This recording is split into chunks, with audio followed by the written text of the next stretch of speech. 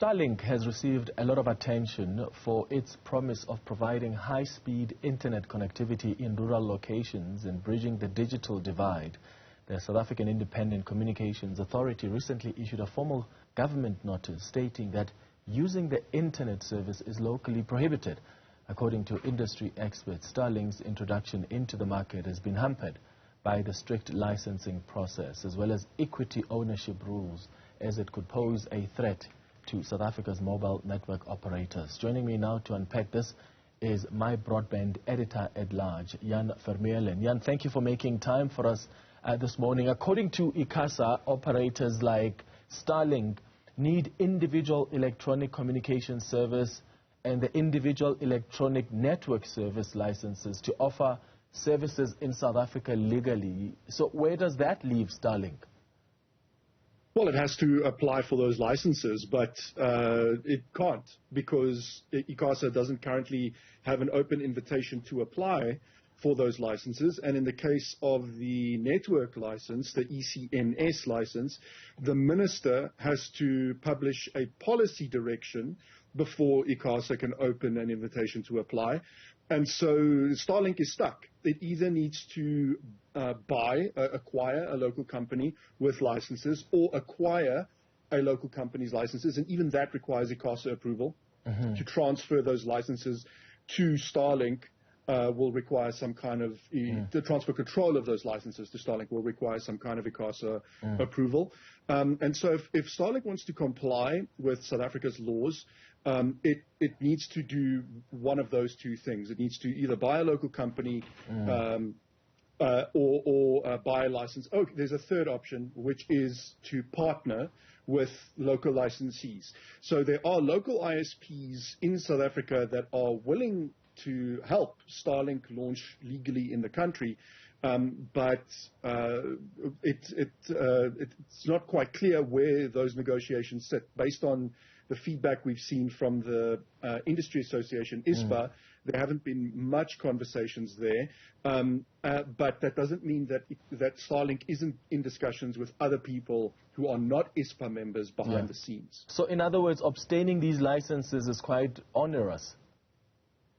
Yes, it's extremely onerous to obtain these licenses, and that same industry association, the ISP Association of South Africa, Internet Service Providers Association of South Africa, they've complained about this bitterly in the past, saying that making it difficult to obtain these operating, what they call the service and network licenses, is hampering small business growth. It is hampering government's transformation objectives.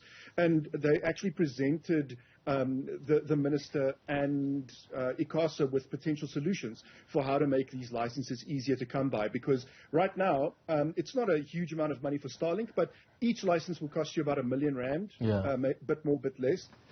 For a small business, that's just devastating. To first have to arrange funding for R2 million to get both licenses, or R1 million if you just need one. Okay. That's like basically you don't get off out of the starting blocks. So if you buy the licenses from someone or enter into some kind of commercial arrangement, doesn't that then keep entrepreneurs out of the market, which some would argue that then that undermines even the transformation objectives of the government? Exactly, and that's exactly the ISP Association's point, is that even like ignoring Starlink for the moment, just looking at the main problem, the root problem at hand, which is that it's hard to get these licenses, is just an unnecessary obstacle to entrepreneurship in South Africa. What would be the impact of Starlink on South Africa's mobile network operators? Could they be threatened? Yeah, that's an interesting hypothetical. So I've heard from the mobile operators themselves who are not particularly worried about this yet, and their argument is that Starlink, you have to have line of sight to the sky for Starlink to work, even with the current, what they call satellite to handset technology. So that's where your cell phone, your smartphone, directly communicates with these satellites. That's probably the biggest threat to mobile operators, is that technology. But for now, you can't be indoors and use that technology, and that's where mobile operators still shine, is they're able to provide indoor coverage where Starlink can't.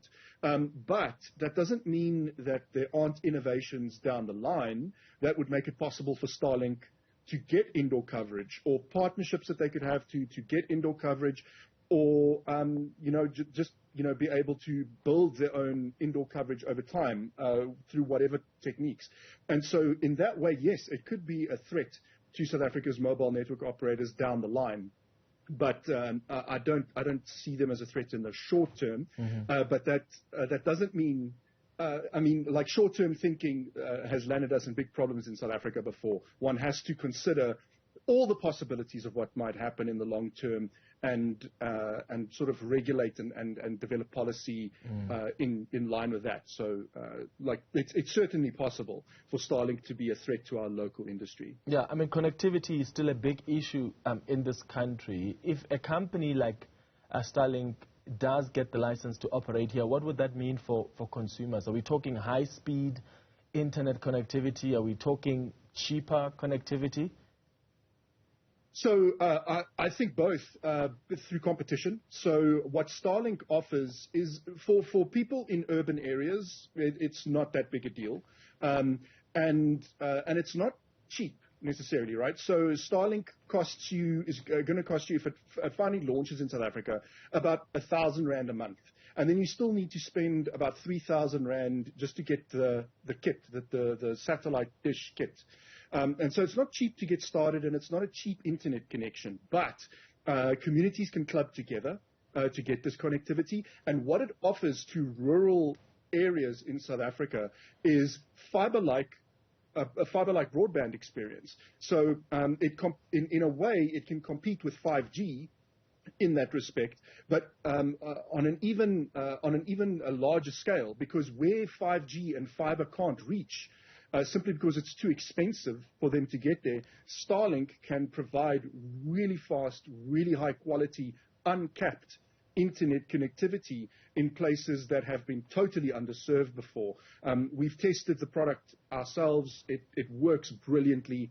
And we've already received feedback from people in rural areas in South Africa, whether that be farmers, lodge owners, people in villages, who have said that this is just a life-changing piece of technology.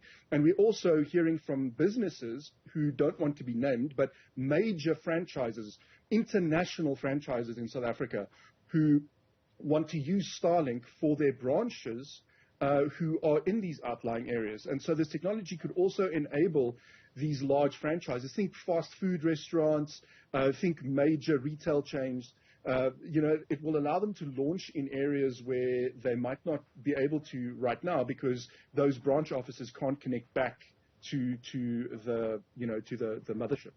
So what happens next? By November 2021, Starlink had delayed the South African launch to 2023, and then by December 2022, it was changed to the unknown status. So from being one of the first African rollouts, South Africa is now one of the few African countries that does not have a target launch date. What does that mean? Yeah, that means that we're hoping for some kind of negotiation with a local provider here, or a local company here in South Africa, that Starlink can hash out commercial terms with that partner or set of partners to actually launch legally. In the meantime, what's happening is people are essentially subscribing to the service unlawfully. Starlink is operating in South Africa illegally because it does not have the service or network license and doesn't have a spectrum license. We haven't been talking about the spectrum license because that's quite easy to get. They don't sit on, or they're not using particularly high demand spectrum. And so right now, people who are using this technology are actually breaking the law. And that's just a really ridiculous circumstance to be in for something that can really change people's lives in rural South Africa.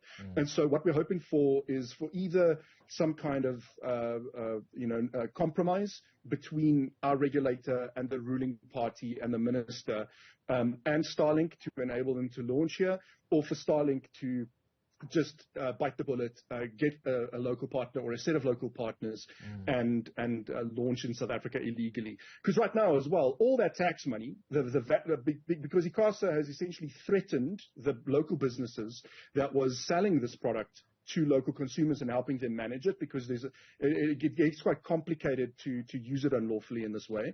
And so what ICASA has essentially done is chase those businesses out of South Africa. They now operate from Mozambique. So all the VAT is going to Mozambique. All the company profit taxes are going to Mozambique. And right now it's not a lot of money, but in future, as this product gets wider uptake in South Africa, it could be a substantial chunk of revenue that the South African government is just giving away to a neighboring country. And so hopefully we see this resolved in the next year. Yeah, Jan Vermeulen, thank you for making time for us.